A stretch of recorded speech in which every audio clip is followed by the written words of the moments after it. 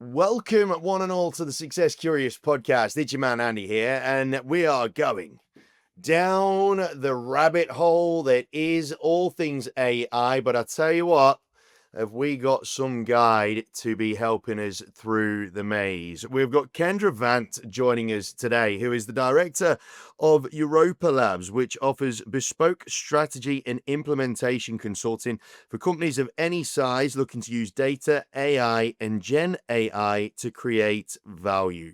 Now, I got introduced to Kendra via a mutual contact, and when we had our initial conversation, my gosh, I became quite enamored by this individual quite quickly, partly because of the fact that there's clearly a level of intellect beyond my own, which is always nice. I'm always make sure you're the dumbest person in the room, but as well as that, the affable nature with which Kendra talks about AI, especially as it pertains to its relationship with society and human beings and whatnot, is something that I've been looking for this podcast and for you listeners. So I'm absolutely delighted and very, very privileged to have Kendra join us today. Kendra, how are you?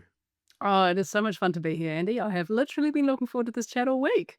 Oh, me too, man. Me too. I'm really, really keen. Really, really keen. It's going to be an interesting conversation, this one, gang, because the reason why, and I think it was relatively naive, but a general observation about society, Kendra, is that clearly there's still, although AI has become so much more prominent and so much more at the forefront of people's viewpoints and mindsets and creations and all this sort of stuff, that there is still a good amount of apprehension towards where it's taking us. You obviously being an expert in the space, I'm really looking forward to having you put a few of my thoughts to bed. FYI, team, I did say to her before we started the podcast, I said, please feel free to tell me if I'm talking shit. So I'm looking forward to the way that she's going to do that. But Kendra, before we rock and roll, if you could give everybody a bit of an idea as to who you are and why on earth you ended up in this space doing the thing that you do, because you advise governments and all sorts of people. Yeah, that could become a very long answer, so let me make it a short one. So who am I?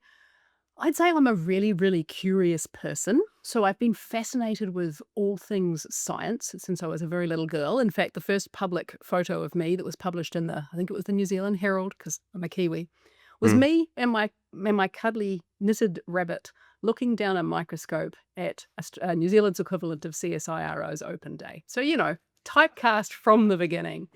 And I studied physics here in New Zealand, and then I studied for a long time in the States, and I just loved building things, and that's what I did. And I realized, when you leave being a postdoc or a grad student, when you actually get to play with things and build shit, it's quite a different job. Being a professor is quite a different job, and I realized that I wasn't really cut out for that. So I left academia and went looking for where in the business world can you take knowledge and understanding of mathematics and algorithms and be paid money to do that. Yeah. And the answer then, and luckily for me, the answer even more now, is that you build what was originally called machine learning and is now called AI. And maybe we chat about how that terminology's changed. For But sure. you build value from the data that flows through platforms using algorithms. So all your listeners will be super familiar with how this is used at Netflix, how it's used at Amazon. It's a really big part of how most of the big web platforms differentiate themselves, make them interesting to use, make you want to come back and use their products more, and how they make money. And that's what I've been doing for the past 15 years. So I led some product development at Seek in the machine learning space for a while. Then I was really privileged to lead AI product development globally for Xero for 4 years, which was absolutely fantastic. That'd It be is amazing to work for a company when people come up to you, ask you where you work, and they go, "Oh, Xero, I use Xero." It's really lovely. yeah, There's nothing big quite as time. satisfying. And then when I left Xero, I thought, I really want to take a little time to open my lens up to the whole market again. So I don't want to go straight back into another company because you do get a little bit single focused. So, yeah, for the last couple of years, I've been consulting really from the top end of town to the bottom end of town. Wherever a company has a real, genuine, open curiosity in how can we do this thing better with data. And I just love it. It's a lot of fun. I bet it is, man. I bet it, and it's a never ending sort of progression, right? It's always something where there'll be some part of an equation or some part of an algorithm that hasn't taken into account this particular human trait or that particular thing or whatever, right? And you can be forever yeah, so much fun. So much fun. And I And think, yeah, I think we're really privileged to work in a space where you will never get bored. So I was talking to a colleague a couple of weeks ago, and she was newish to the space, and she was sort of asking my advice on how you learn, how you stay up to date. And I'm sort of like, that's kind of the pleasure, right? It's the Mm, privilege of working at the real pointy end of this space, and it's also the price you pay. If you want to work in and around building value from data with AI, boy, it's not a 9 to 5 job. You have gosh. to like it enough to want to learn about it all the time. Yeah. Yeah, for sure. Yeah, your appetite can never be satisfied, right? You've got Yeah. to be constantly consuming it as best as you can. Let's do actually before we get stuck into the meat and potatoes. Let's do a little history lesson, shall we? When it comes to machine learning the sort of transition into the popularization of AI, because you know machine learning's been around for donkey's years, been around for Yeah, a hell of a long time. Um, absolutely. so so tell me, like based on your observations and your meddling in the whole space for as long as you have, um, where do you think? Well, obviously, give us a bit of a timeline, but then where, and why do you think this transition sort of took place? Oh, yeah, 100%. So bear with me and let's go all the way back to 1956. Cool. So 1956 is actually the first, I mean, we can have an argument about it, but we won't, but your listeners can if they want. They can go and Google it. I'm sure they'll prove me wrong. But 1956 is widely accepted as the first time that we started as a human species to really use the term artificial intelligence to mean, can't we make machines do things that at the moment only humans do in terms of thinking about stuff? Mm, It was called the Dartmouth Summer Research Conference in Artificial Intelligence. And just to show you that it's not just this generation that has hubris, that bunch of lovely, mostly white, straight men in the States believe that, give us a few $1 million and we'll have this solved in 6 months. And it's just, I think it's really interesting and in some ways a little bit like, phew, we are not the only generation of researchers to be really, really keen on believing that we'll get a long way and perhaps not getting quite as far as we think we will. There's a proud history of doing that in AI, and it goes right back to 1956. nice. Now tell me, where's it changed? Like where is it accelerated? Like where's the point at which everyone's gone, oh shit. So Like, let me continue our history lesson just a little bit because I think it leads really well into your question. So yeah, 1956, we said 6 months we'll have this sorted. And we've been through a couple of what's been called AI winters since then. And I think it also goes to your point of why do we call it AI and not machine learning? And are the two things the same and all the rest of it? So I yeah, think AI started as a really broad church of making machines do the thinking work of a human. yeah. It's hit a couple of walls a couple of times, and they really are called AI winters. Basically, when if you're in research, you'd be stupid to ask for money for AI or to say, I'd like to do my doctorate in AI, because people would really have said to you, you're not going to get grant money for that. You'd be laughed out of court. So we've gone through two of those, maybe three of those in the time that we've had. And so that's probably why for a chunk of time we called it machine learning, because AI had become this unachievable thing, which was Mm, really only discussed in research circles.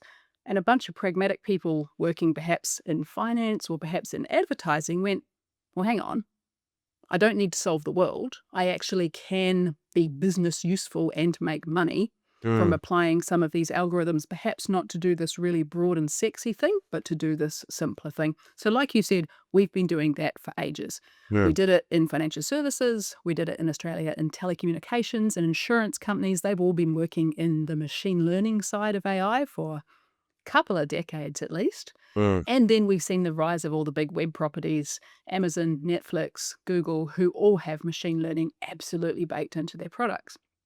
What happened? Well, there's always been a bunch of things that constrain progress in AI. The algorithms, sometimes we just run out of headroom in the algorithms, and a lot of really smart people have got to think for careers worth of time, so tens of years, careers, about why have we run into a dead end and how do we get out of the dead end? So that's like the mm, really pure algorithmic research side of things. mm, Sometimes we've run into a problem with that. Sometimes we've run into a problem with our machines just aren't big enough. We need to be able to crunch more data than we can, but the hardware didn't exist to be able to do it. And sometimes we've run into the problem where we're pretty sure this would work, but we simply don't have enough data in digital form to prove that it will work. So data constraints, algorithmic constraints, and compute constraints have sort of gone like this over the decades, and usually we've run into one or the other. What have we had? We've had amazing increases in hardware. So thanks, NVIDIA. You've built us some incredible chips, which have really opened up the ability to do the major processing thing that sits under AI, which is taking a very big matrix of numbers and multiplying it by a very big other matrix of numbers. So oddly enough, although NVIDIA began because they were bloody good gaming machines, that kind of mathematics that you have to do to render incredible graphics on a screen really smoothly turns out to also be the same kind of mathematics that really unlocks AI. So massively classy pivot on the behalf of NVIDIA. Wow. So amazing amounts of compute from NVIDIA, amazing amounts of data from the fact that we've all lived our lives online for probably the last 20 years. And then some very clever people thinking very hard about the algorithms that will help the sort of the literacy of models take off. So most folk listening to this probably really came across AI in early 2024, and they thought it was called ChatGPT. Yeah. Yep. So the large language model that sits underneath ChatGPT or Claude or Mistral or Gemini, whichever one you like chatting to, has probably been about 10 to 15 years in the making. So that's sort of that research field's been around for around 15 years. What OpenAI did was take a really ballsy bet on spending a lot of money, processing a lot of data, and then what they really cracked was making it available to people and saying, come and have a play. And I think that's what really made the splash and the way we all really went, oh, look at that. Because it was for the first time, a really easily accessible, really powerful tool that you didn't just have like a canned conversation, because we've all in our previous lives used enterprise chatbots and they've been pretty awful. And then I think, so we knew what the interaction looked like, but then when we went to the ChatGPT window and went, oh, this is going to be pretty shit, we know what a chatbot does, and discovered that actually there was an extremely literate sounding, very eloquent thing on the other side of that conversation, I think that's just really, really captured the human imagination. And it's just taken off from there. It really, oh, geez, and it just, and it's really interesting to basically have you explain that the one thing that was stopping general population was the interface. Basically, it was the accessibility of an interface of when it comes to those sort of large language models, and someone just managed to simplify it to a point that general consumerism could pick it up and run with it, right? I think there was two things. I think there was an enormous amount of work on making it good enough that it was breathtaking when you first interacted with it, because you interact with some of the earlier models, you're like, this is a little bit shit. So they took it to the point where it was genuinely breathtaking. But then the really classy move that I think really differentiates that company was they didn't then say, oh, well, I'm going to sell this to a whole bunch of enterprise software companies who can build it into their software. They said, no, I'm going to take this direct to consumer. I'm going to stick it on a website and have a box and say, hi, what would you like to know? Or some such. And that's what I think really, really made it take off.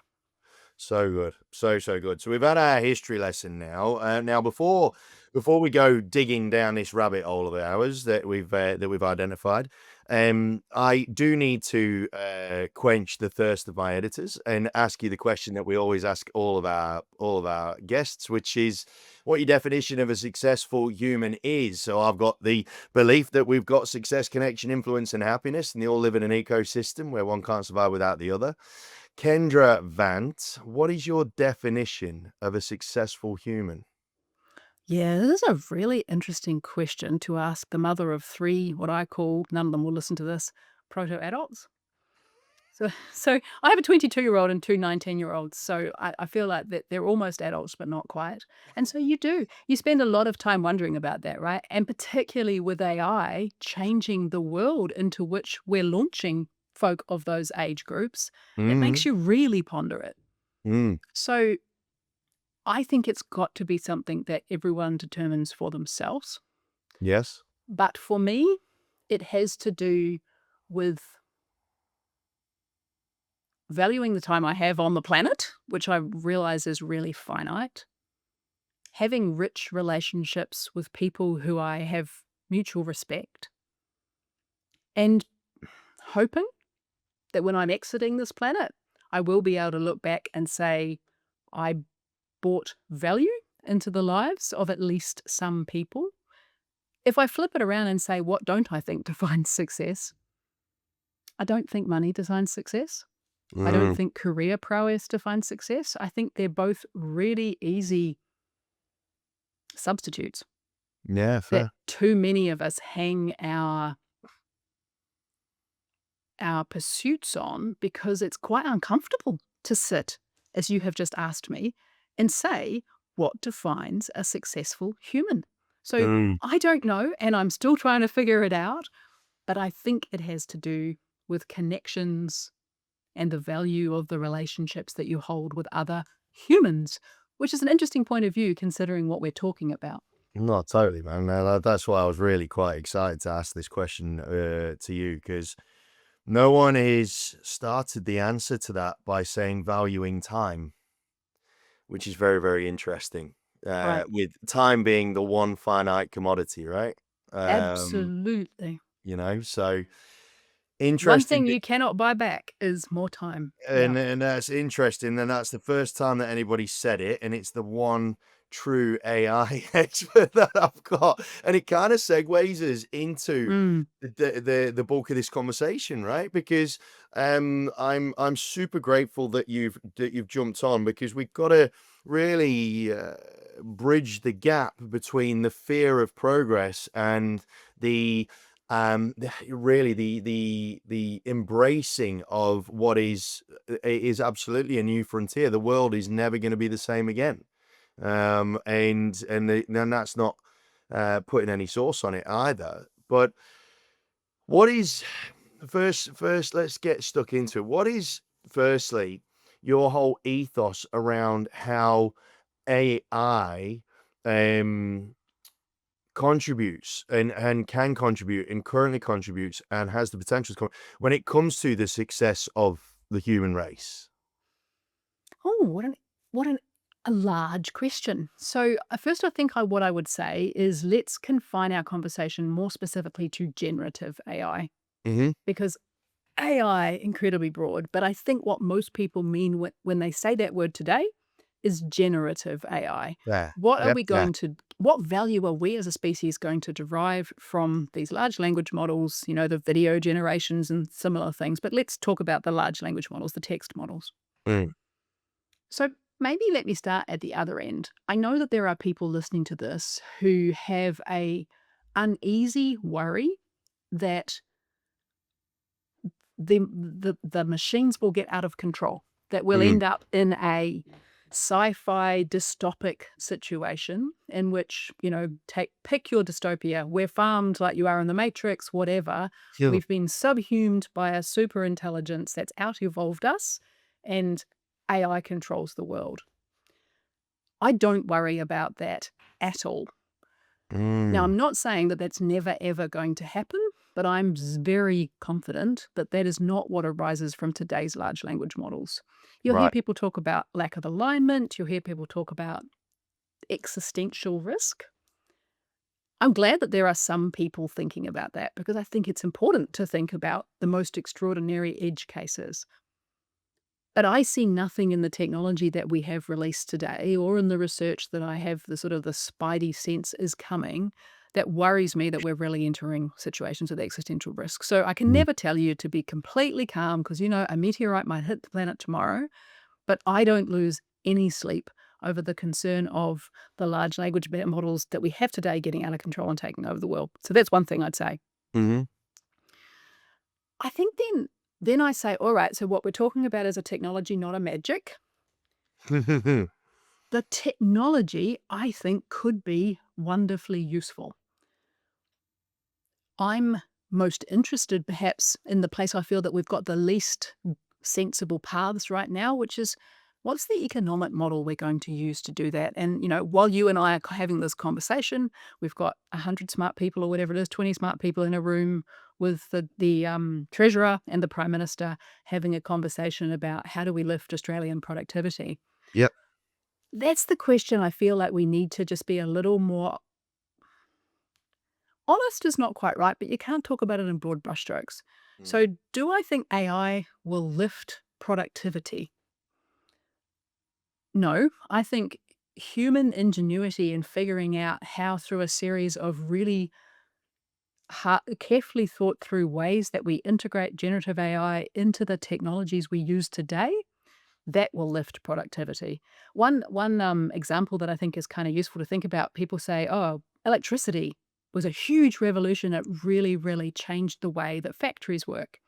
And that is absolutely true over a somewhat longer time frame than most of us think about. And there's a really iconic picture which shows you what a factory looked like when they were run by steam.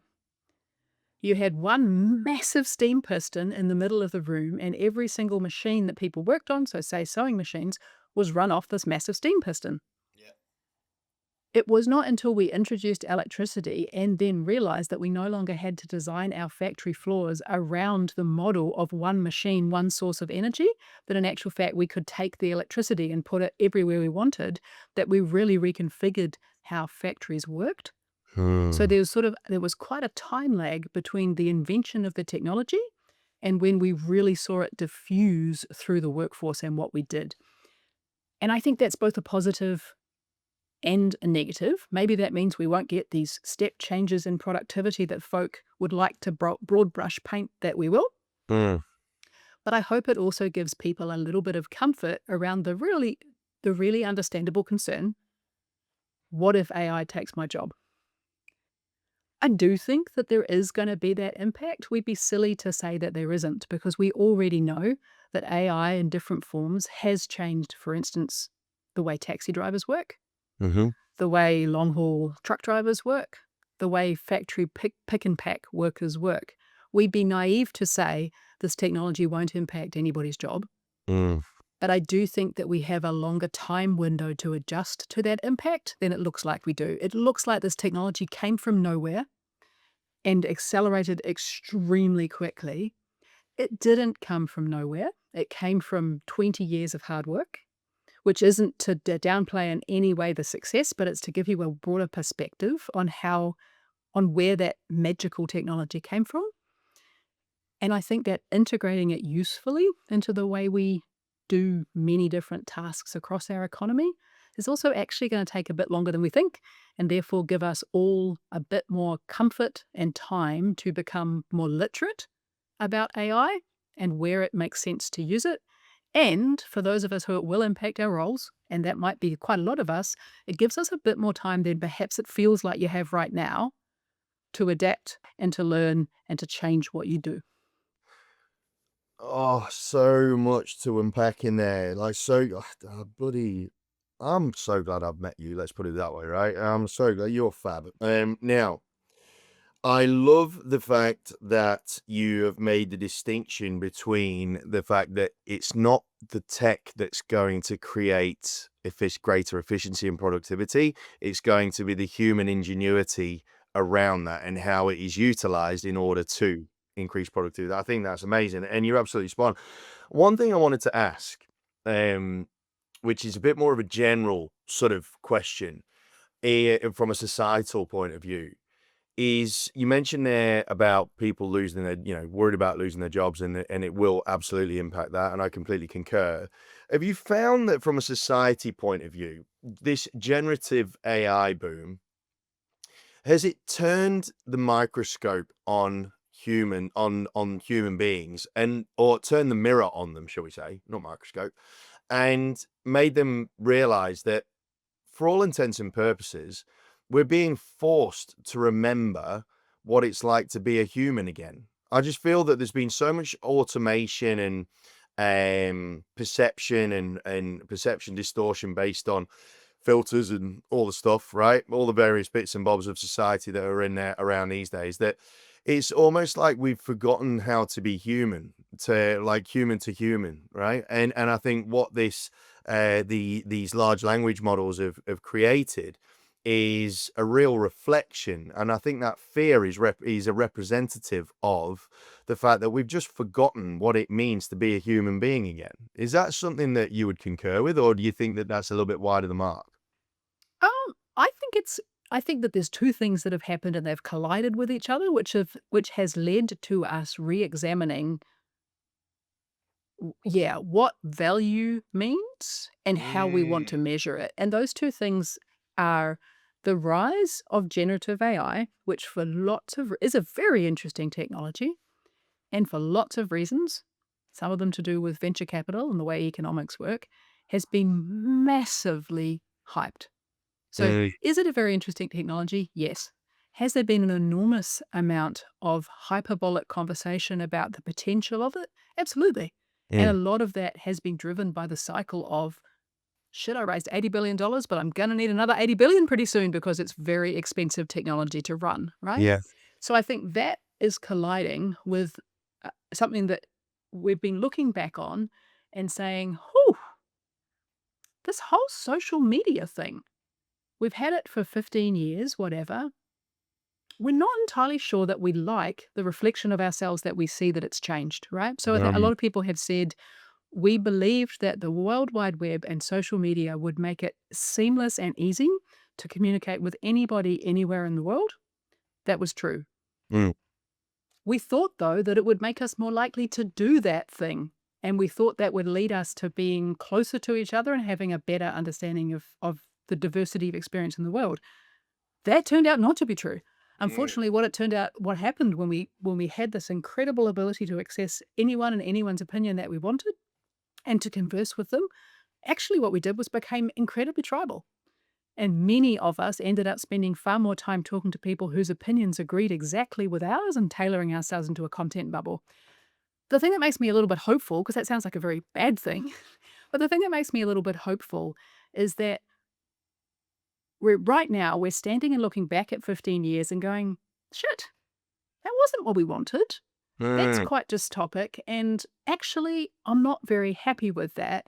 At exactly the same time, we've got what I don't think it takes a million, a really deep amount of thinking to go, this generative AI thing looks like it could really amplify some of the things that we're having a pretty good conversation in society right now about, we don't actually think we're really quite ready for. So in Australia, Mm. we've just brought in a social media ban, right? We can debate forever whether that's a good idea, but I see where it comes from.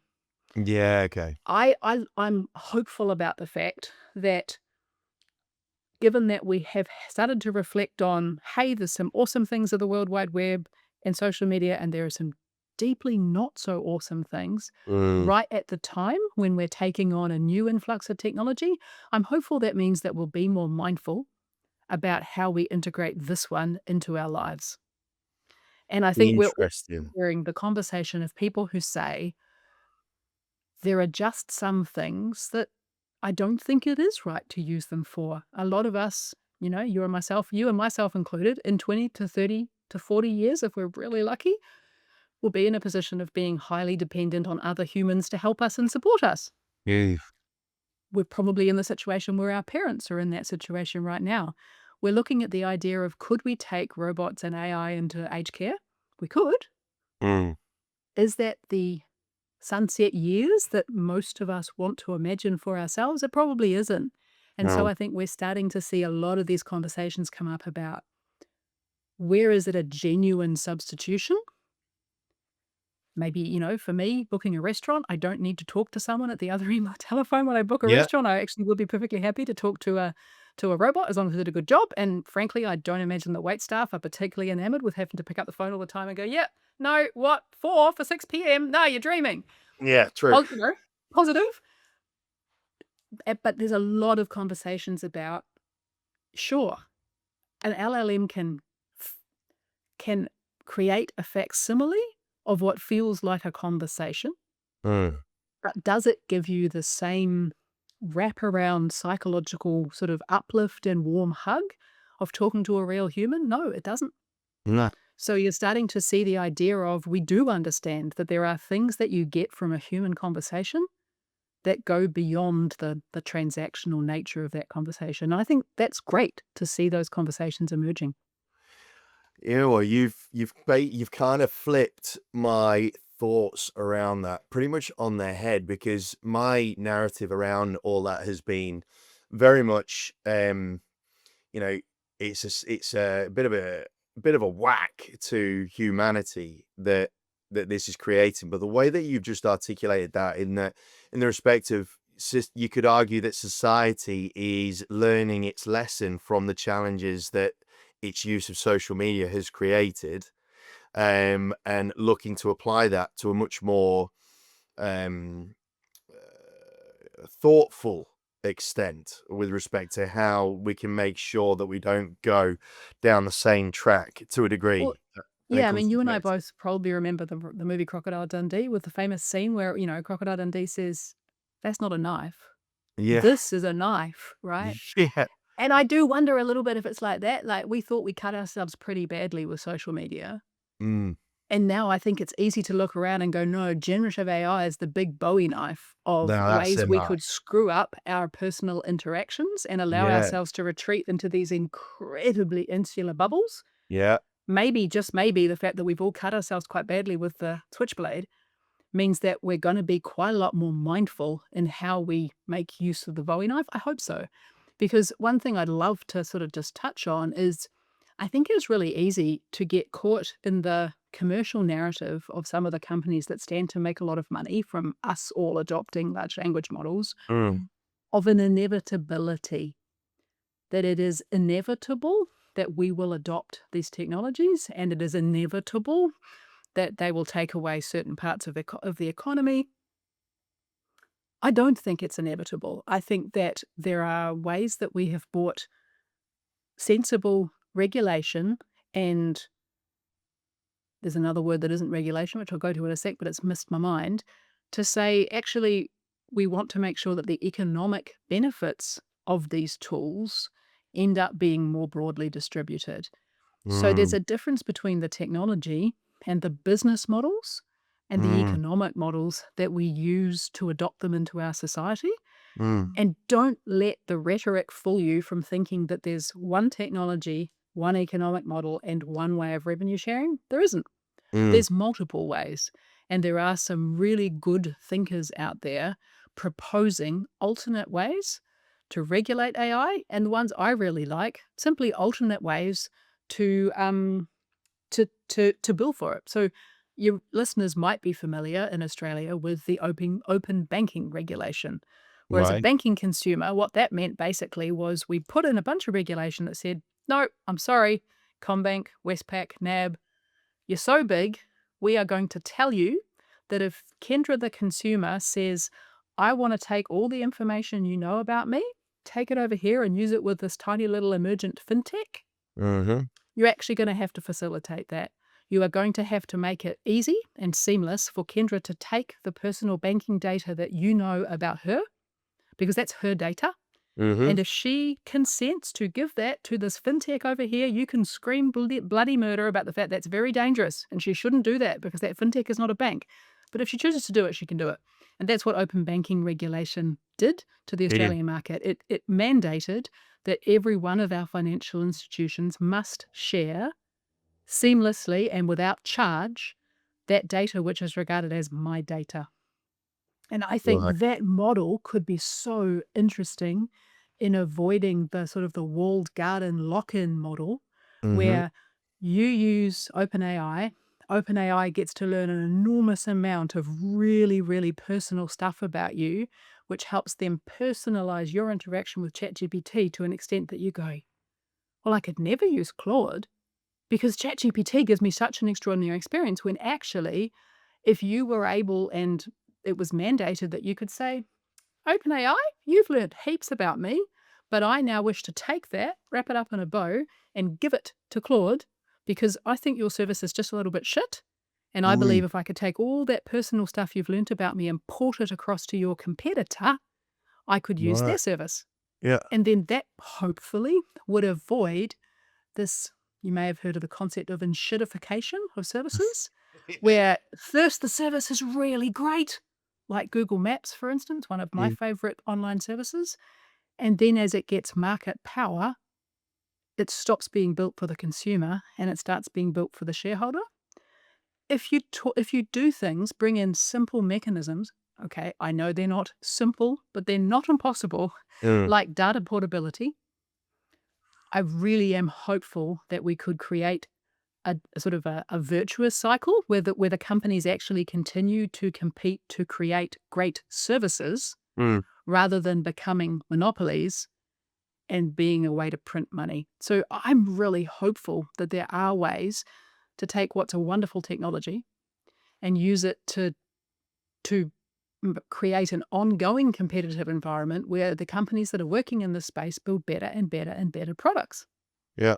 It's perfectly possible, and one thing, if one thing your listeners take away from this conversation is divorce the idea that the technology is not going back in its box, which is totally true. The Mm. technology is not going back in its box, It's in, yeah, but it's out and about now. it's out and about, absolutely. But we can make mindful choices about how we as a society deploy it and where we allow those walled gardens to grow up. That's not inevitable. The technology is, adoption of the technology is, the way we choose to slice the economic pie, that's not. And we can all sort of have an impact on how that's done. Yeah. Oh, man. Seriously, yeah, this is just epic. This conversation is incredible. I'm, I had an observation. I made an observation with my 11-year-old, right? And no, no, sorry, she's 11 in 8 days. And my 10-year-old Eliza, who I absolutely adore, and sometimes wonder how I managed to play a part in her creation. And she it was a really interesting observation because they asked if they could go on their iPads.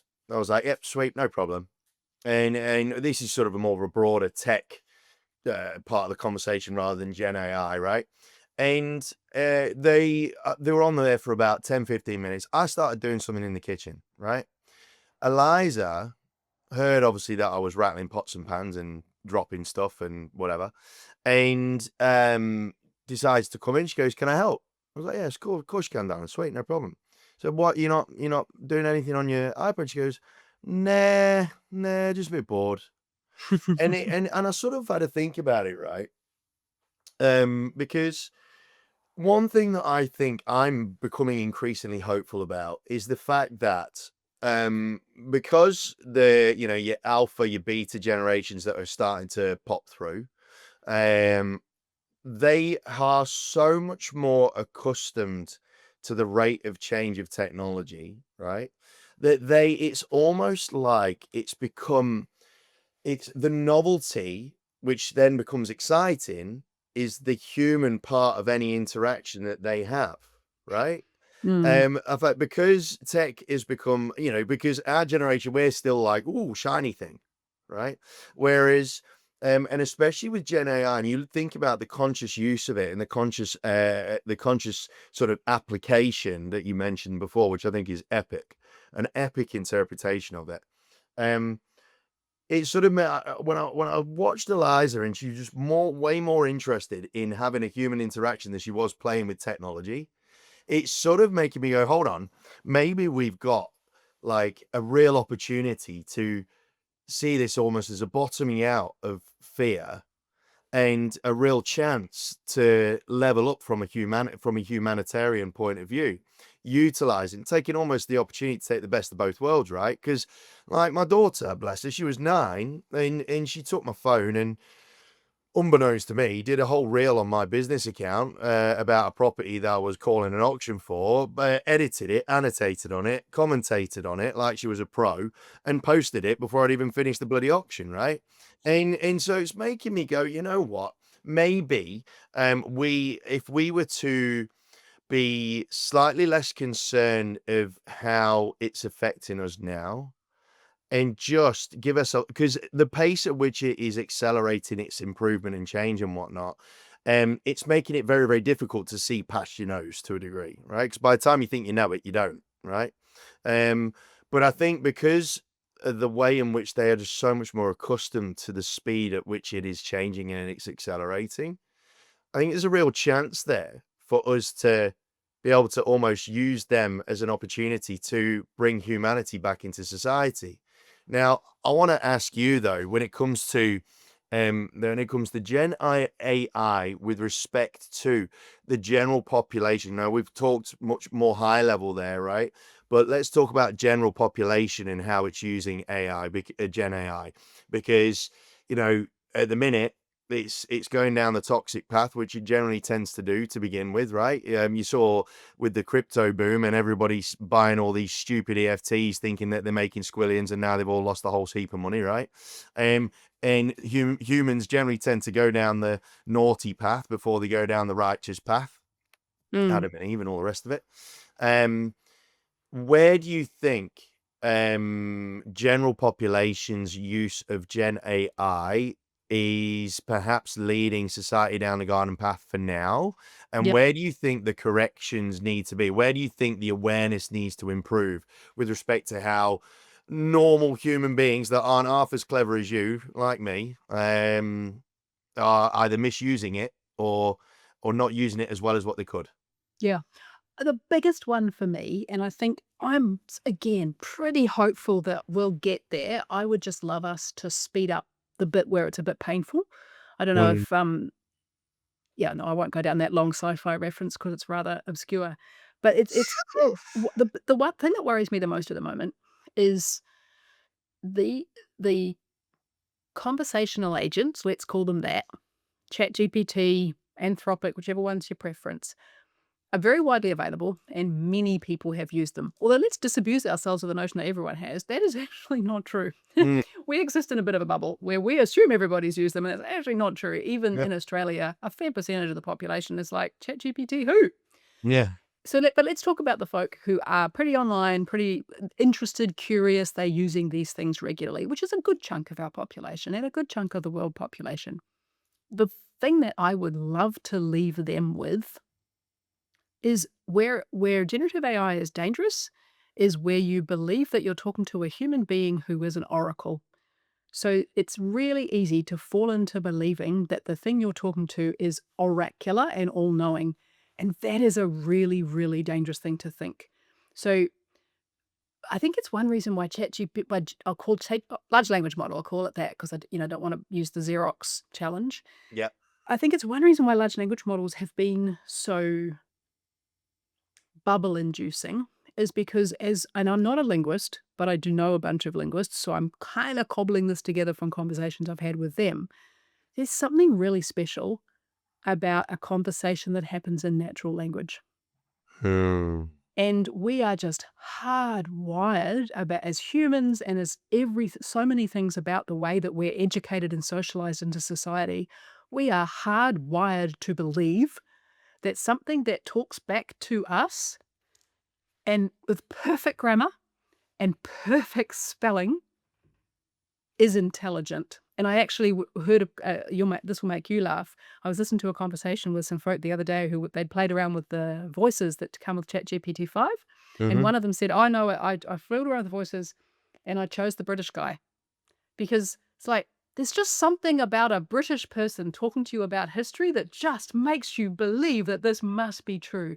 And he was a little bit tongue in cheek, but I did think it was really interesting, right? So the fact that it's beautifully literate, the fact that the grammar and the spelling is impeccable, and the fact that you can often choose an accent, and people often do, that comes from that place in the back of our heads from when we were young that said, this is a smart person. All of those things are adding up to a point where a lot of people are using words like the machine is thinking, the machine is reasoning. I think that takes you down a dangerous path because that takes you down a path of believing that you're talking to a very intelligent human who has your best interests at heart and is genuinely thinking hard about the best answer. And if you think that's what the machine is doing, it's not surprising that you get led down having a lot more confidence and faith in it than you otherwise would.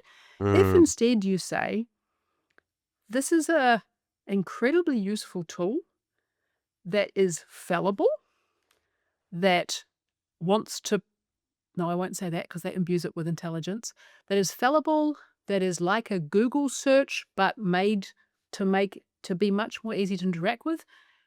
And I should always treat it with a very skeptical grain of salt. Mm, Just those two different mindsets about interacting with the tool. If you have the mindset that it's an oracle, it will never make a mistake, you won't see the mistakes. mm, If you have a mindset that I'm pretty sure I can make this thing say something stupid, and you play around with it for a while until you actually do find an area where you know a lot, be it sport, Australian sport in particular, because they're not as good at that, right? Because they're not trained on as much Australian sport. So be it sport, be it Lego, be it cooking, something that you know a lot about. It isn't hard if you go and talk to the language models in an area where you are a personal expert because it's your passion to realize, oh, hang on, that's the answer I'd get from a generic web page. So mm. it's super useful if I want to know a bit. But when I'm really genuinely wanting to deeply understand it, you do start to understand that in actual fact, it's built off generic, useful information on the websites. Yeah. And when you've poked it like that and seen how it falls over, I think that the rose-colored spectacles come off and you say, this isn't the Wizard of Oz. This is a tool, like Google is a tool. I can make use of it, but I'm going to be quite careful and skeptical in the way that I use it. And I think that's the sweet spot. That's where you want to be. You don't want to be the person who says, I'm just never going to touch it, because it's going to become something that's quite hard to avoid. Mm. But you really don't want to be the person who believes that this thing is sentient and has your best interests at heart. Because even if that's true now, just wait until these companies need to start making money and they monetize the responses coming back at you. You How know far how Google has changed, you know how these things will change. how far away do you reckon that is? Well, if you look at the scuttlebutt that came out with GPT-5, not very far. So if we Mm. just go real jargony techie for a moment, GPT-5 was released a week and a half ago. It had been very heavily hyped, Andy, and we had been waiting for it for quite a long time. And I think the polite consensus is it was a bit of a flop. Yeah. And behind the bit of a flop, people have been complaining that they took away the model picker. So if you're a big user of it, you'll know that you could go up to the top and you could say, I want to send this thing to O3 and think it really hard about it. I want to send this to GPT-4. They took away the model picker. And a lot of people really complained about that for lots of reasons, which we can go into, but we probably don't have time. But one really interesting analysis I saw was, sure, they took away the model picker. Partly that's commercial. It was getting really expensive when people would take pretty basic queries and go, I think you should think about that really hard, so I'm Mm. going to send it to O3. And the company has to find some way to stop burning cash, right? Yeah. So what they're wanting to do is say, you've asked a query, I'm going to look at the intent of your query, and I'm going to route it. And if it's a question which I think is really simple, I'm going to route it to a really cheap model, and I'm going to Yeah. save myself some money. Cool. That's the obvious reason why they put in a router. The interesting additional reason that I heard this person say, and I'm like, oh yeah, right, is it's really easy then also to put in a commercial intent classifier. Yeah. And then in that little time they have, it doesn't have to be the step they have, right? So it doesn't have to be time. It can be incredibly quick. Say, oh, this person's asking about a DUI lawyer. I know where they are. I know where this query is coming from. How can I sell that high intent query to a DUI lawyer who's local? So not very Yes. far off would be my answer. Not very far off at all. And I think I heard somewhere that, as is the case with all evolution, that Google search has got what, a shelf life now of about what, 2 years? Google Zero is what you're referring to. The fact that it now appears that some people's search traffic from Google is hitting zero. Yeah. Yeah, which is really, really interesting, right? Really Really, really. scary, eh? It is. It really is. I could talk to you for hours, man. You no, like, aside from the fact that you are an absolute well of knowledge and reason, which I think is probably the best thing that I like the most about you, is that the fact that you come at this not from on high, which I think is spectacular. you, just a general comment. The level of elocution, like oracular, is like one of the best words I've heard in God knows how, right? So, I can't thank you enough for expanding my vocabulary as well as my understanding of Gen AI and whatnot. And really, and I think from a very superficial level, team, I think something for your notes, gang, is actually being able to use the appropriate definitions to help define which bits of Yeah. AI, which is a big topic, that you're actually referring to and utilizing. I think that's actually a really, really important thing for us to take away from this, just from a very superficial level, like the ability to understand and identify what parts of this whole technology beam you're actually bloody using in the first place, because then it makes it easier to actually comprehend and understand. If you understand, if you actually 500%. if you're actually understanding what the hell it is you're looking at and which bit you're looking at, right? As opposed to looking at the entire engine, you're looking at a particular section of it, then it makes it a lot easier to then try and break off and understand to a much greater extent. So I And can't. yeah. And the Uh, more we understand, right, the more we understand, the more we'll engage with things. So oh, somebody asked me yesterday, I was lecturing at the Melbourne Business School, and somebody asked me, what's the thing you find most frustrating? And I said, look, I'm in my 40s, not my 30s, so I try not to get frustrated by life anymore.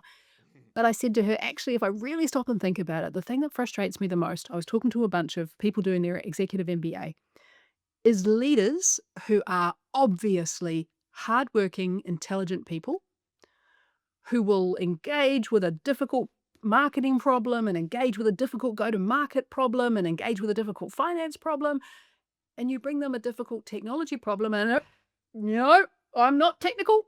I'm not going to engage in that conversation. I find it really frustrating because it means that Australia, which is where I live and work, is losing out on so many people's lived experience that could be brought to bear on how to use technology practically, because we have a generation of leaders who hear technology and go, I'm not a technologist. I'm not going to enter into this conversation. So your point around just ask the question, just learn a little bit more, just figure out which piece of technology you're talking about. Just say, is this search or is this Gen AI? Is this machine learning? It's not difficult. And when we do it, we build our muscles. And oh, if there's bad. one thing that your audience would fill me with joy and way repay my time for chatting to you today, it's them just engaging with a little bit more curiosity and a little bit more confidence. Why do you think that is, right? That we as human beings, we're so tally ho when it comes to most problems and challenges and life-threatening situations and all the rest of it, which is not, understating it. But then as soon as tech hits us, we freeze. I'll give you a hypothesis, and it's just a hypothesis. Please. I wonder if its root is that we have, and I'm the child of two teachers, and they will forgive me for saying this because they agree with me, that mathematics is taught really poorly in our schools. Interesting. It is taught in a way that many people don't engage with, Yeah. and many people leave secondary education with the belief that mathematics is something they can't understand, and they associate science very closely with mathematics.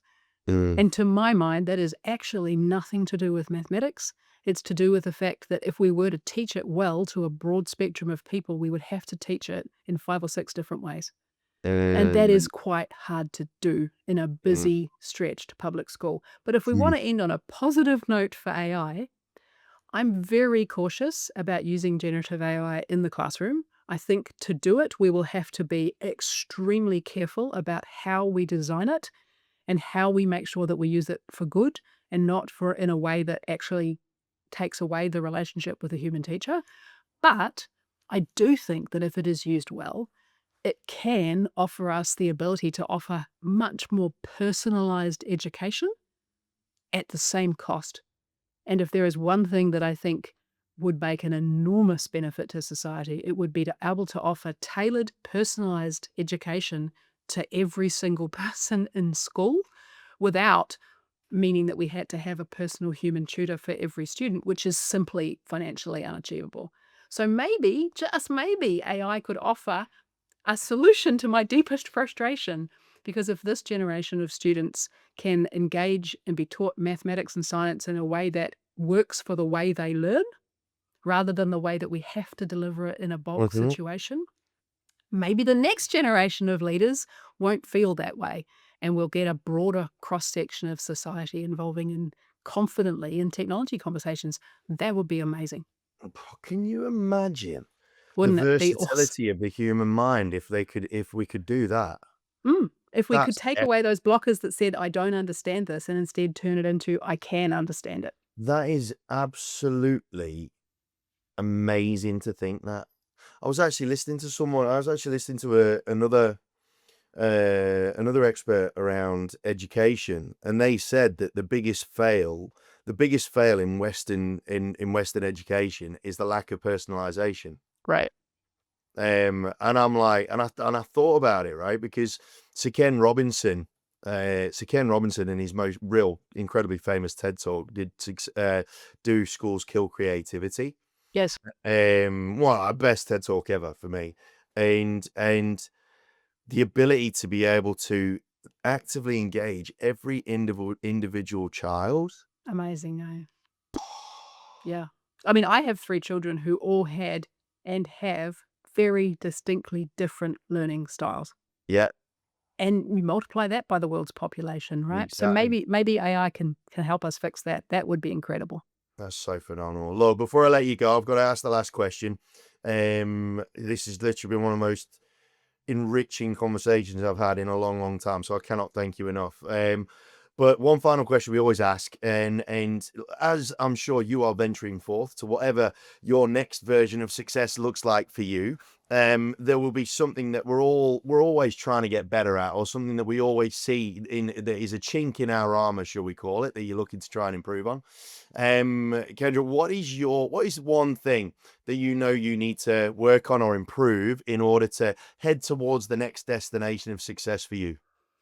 Yeah, and I'll bring it back to the reminding folk my definition of success, because then it will make more sense, the thing I'm working on. So my definition of success is always iterating a little bit, but is really heavily focused around the time I spend, how I spend it, and the humans that I can contribute to and feel I have deep relationships with. For me, Mm, what I'm really interested in learning about right now is actually understanding more strongly how meditation and mindfulness can almost allow you to bring clarity to those things that are important. So I'm delving into uh, Buddhist practice, not interesting. from a religious perspective, but from because that's not who I am, but from a perspective of that is something that humanity has practiced for a very long time. Mm, And there is some very interesting ways of quietening your mind and giving your mind different ways to think about things. So for me, I'm really interested in that right now. For me, it comes largely because I know that anxiety has been impactful in my life. mm, I've seen it ebb and flow in different parts of my life. And I have some space right now. Did I mention I have 3 proto-adult children who no longer live with me? To delve into something that I've wanted to for a while, but haven't had the bandwidth to engage in. And so for me, it's like, I know one of my Achilles heels is a is a is a combative relationship with anxiety, because it drives performance for sure, but it also can go right over the edge and push you into a place that is not at all conducive to performance. yeah. So that's what I'm dabbling in at the moment, is how can I bring it to be something that I can use effectively rather than it using me. And I'm delving into how the Buddhist practices of mindfulness and meditation can help us learn practices around that. And it's absolutely fascinating. Incredible. Not what I was expecting, but that's probably the nature of this conversation, right? To a degree. Kendra Vant, I cannot thank you enough, and I'm sure that the listeners are going to be incredibly enthralled. And team, I am obviously going to be putting links to Kendra's socials, a LinkedIn, and all that sort of stuff, so you can follow on with interest and intrigue. This absolutely extraordinary human being, Kendra. Thank you so much for your time. It's been an absolute joy. I can't thank you enough. Andy, I feel exactly the same. It's been a joyful conversation. That is a brilliant word for it. Thank you for having me. All right then, team.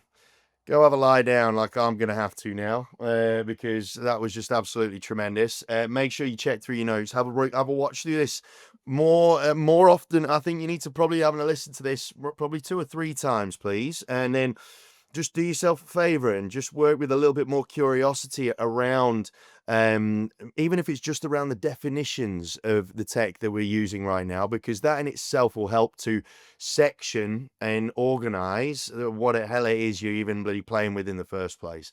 Until next time, though, my friends, stay safe, stay healthy, stay happy, and we'll look forward to catching you again on the next episode. Take care.